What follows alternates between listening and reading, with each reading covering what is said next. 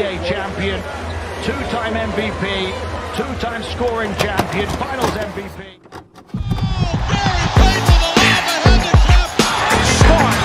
Hey guys, this is Dominique Wilkins. Hey, this is Sean Kemp. This is Gary Payton. Hey, this is Pau Gasol. NBA fans, what's up? This is Vince Carter here. Hey, what's up? This is Matt Barnes. If you're an old school NBA fan like I am, make sure you check out the Basketball Time Machine with my man Sean David.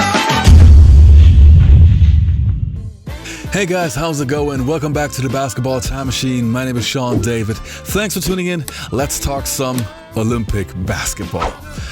Now, the Olympic Games. The U.S. just won the gold medal, and first of all, congratulations to everybody who participated. Congratulations to all the fans in the U.S. that your team won. In today's episode, I want to tell you guys from the perspective of a European why I think it was a great lesson, these Olympic Games, for the U.S. players, for the NBA players. But before we start with that, let me ask you guys for a small favor. If you enjoy the content, leave a like, subscribe to the channel, and I would say, let's get right into it.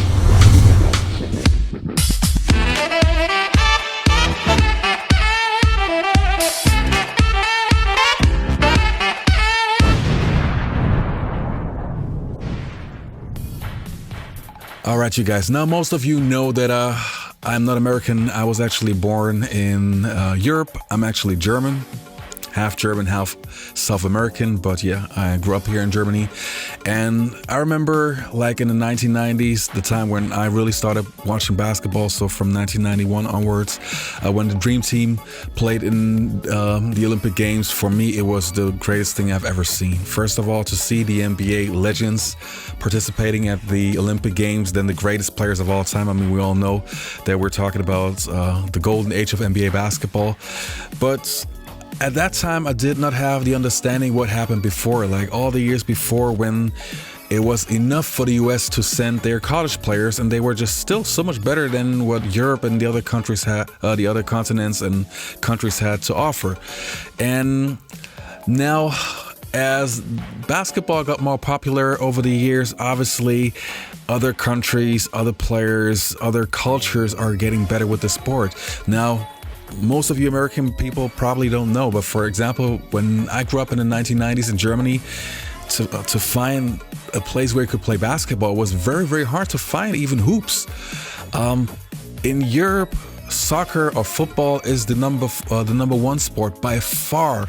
There's like, it's so hard to explain to you guys because you guys have baseball, American football, basketball, hockey. You have so many sports that are on a high level, but over here, you have soccer, then a long, long gap with nothing, and then all the other sports. And then below that, in the 90s, you had basketball. Basketball was another sport that was heavily featured in Europe, with the exception for countries like Croatia and those countries. They obviously, also the better countries at that time, they play basketball on a different level. Now, because of players like Dirk Nowitzki and Detlef Schrempf before, basketball became more popular in Germany, but also players like Pau Gasol and Tony Parker, basketball became a bigger sport in Europe. And obviously, when a sport becomes more popular, more children start to play, and the game evolves.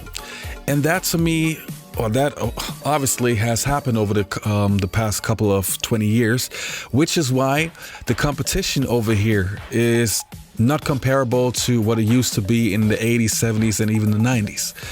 And if you take a careful look at what the NBA is offering right now, if you really take a careful look, the best players are not from the US anymore. Or, of course, we still have some, but you have guys like Luka Doncic, Giannis Antetokounmpo, you have, what's his name? Wemby now, you have Jokic. So many foreign players are now the best players in the NBA. And this is why I think it was good that we saw these Olympics. For players like Lebron, Kevin Durant, and Steph Curry, I really feel that they thought, okay, if we have this assembled super team going to the Olympics, I'm 100% sure they thought that they're going to kill everybody. And rightfully so. I mean, even Sir Charles said something like this. And they shouldn't be tested. They should win. They got the best team. they haven't used their depth the right way, because the one advantage we had in 92, and they still have today, when they go to their bench, they're bringing in better players. He has not used his team properly. We should never be a debate on guys getting to play and not getting to play. Listen, you can't. Putting Jason Tatum in an NBA game, he's going to be better than 99% of the guys already in the world, but especially guys who coming from a foreign country. So you just kind of keep your guys on a treadmill and keep them rolling around. Now, as you can see, many people, including NBA legends as Charles Barkley, thought that when you have the best team of US players that they should easily defeat everybody, but this is not the case. Of course, the US has a disadvantage. You have other national teams that really play together on a regular basis. They build something in comparison to what the US has been doing for many years. Just assemble a team, practice a few times, and then actually participate at the competitions, and that does not work. And now watching the best players of the NBA still struggling and having a hard time to actually win the gold medal, I think it's a good lesson for the NBA to understand, and the NBA players, you have to send your elite now. And I think it's great for basketball. It always bothered me, and look, as I said, I wasn't born in the US, so obviously there are different cultures and different situations that you grew up with. But for example, here in Germany and Europe, to participate at the Olympic Games is like the highest honor whatsoever. Like, if you have the chance to participate at the Olympic Games, it's like the highest thing you can actually ask for. And with the NBA, you always had the feeling like, okay, yeah, do I have to participate? I don't want to. And you always send like a couple of great players, but also players that are not the best what the NBA can offer. And of course, I also understand the other perspective that when you have a long season, 82 games, playoffs, that you want to spend some time with your family and so on. I definitely understand that. But I also believe that there has to be a solution that you can still participate at such important events. It is your job. Other people go to work all the time, like garbage man, postman, people like myself. We work every single day.